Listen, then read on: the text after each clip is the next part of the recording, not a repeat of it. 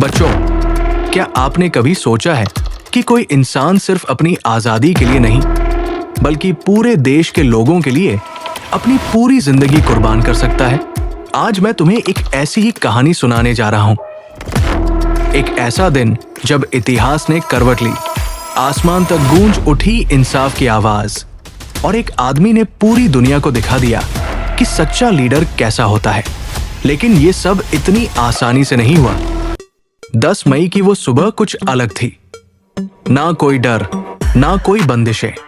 आसमान भी जैसे मुस्कुरा रहा था। प्रिटोरिया के यूनियन बिल्डिंग्स में पूरी दुनिया की निगाहें टिकी थी।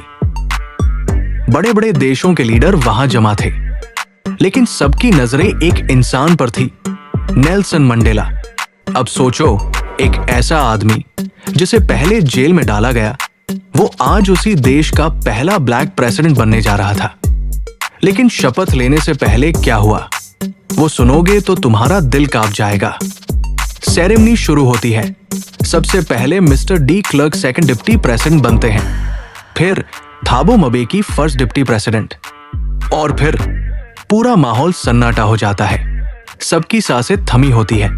तभी नेल्सन मंडेला उठते हैं, संविधान हाथ में लेते हैं और शपथ लेते हैं इंसाफ, शांति और हर इंसान की बराबरी के लिए काम करने की।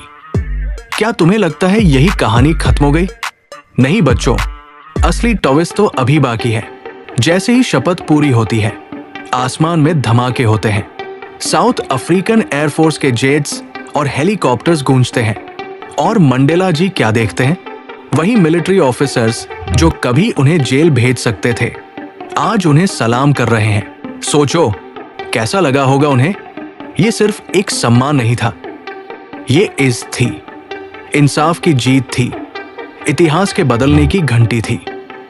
और तब कुछ ऐसा हुआ जो पहले कभी नहीं हुआ था। 2 नेशनल एंथम्स एक साथ बजे, एक ब्लैक्स का, एक व्हाइट्स का। दोनों कम्युनिटीज जो कभी एक दूसरे से अलग थी, अब एक साथ खड़ी थी। ये कोई छोटी बात नहीं थी, ये था एक नए युग की शुरुआत। लेकिन मंडेला जी के चेहरे पर मुस्कान के पीछे बहुत कुछ चल रहा था। उनके दिल में पुराने जख्म फिर से हरे हो गए। उन्होंने याद किया वो दौर जब उनके देश में सिर्फ गोरों को अधिकार थे और काले लोगों को इंसान भी नहीं समझा जाता था। ना शिक्षा, ना सम्मान, ना स्वतंत्रता।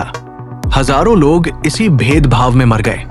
पर आज वो दिन था जब वो सिस्टम टूट चुका था।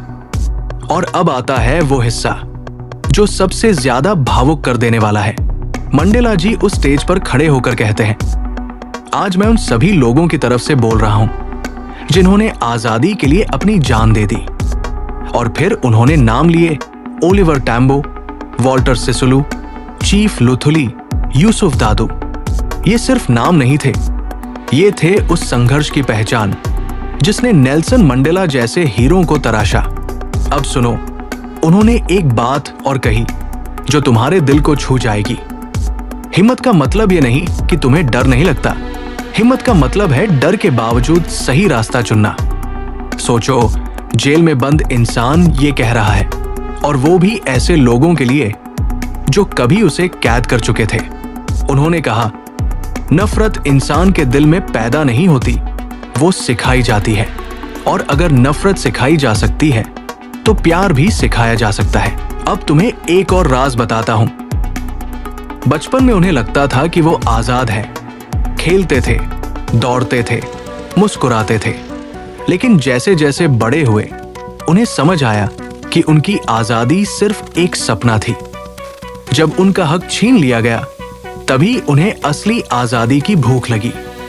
पहले वो सिर्फ अपनी पढ़ाई और करियर के लिए आजादी चाहते थे, लेकिन जब उन्होंने देखा कि उनके जैसे लाखों लोग गुलामी में जी रहे हैं, तो उनका ये सपना सिर्फ उनका नहीं रहा, ये एक मिशन बन गया।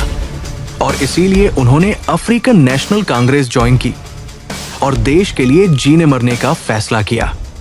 फिर उन्होंने कहा, अगर कोई इंसान किसी और की आजादी छीनता है तो वो खुद भी आजाद नहीं रह सकता।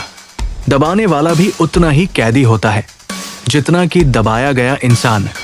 अब सोचो बच्चों, क्या आजादी सिर्फ जेल से बाहर आने का नाम है, या फिर वो हर इंसान का जन्मसिद्ध अधिकार है जिसे किसी भी हालत में छीना नहीं जा सकता? और इसी सोच ने एक नया साउथ अफ्रीका बनाया,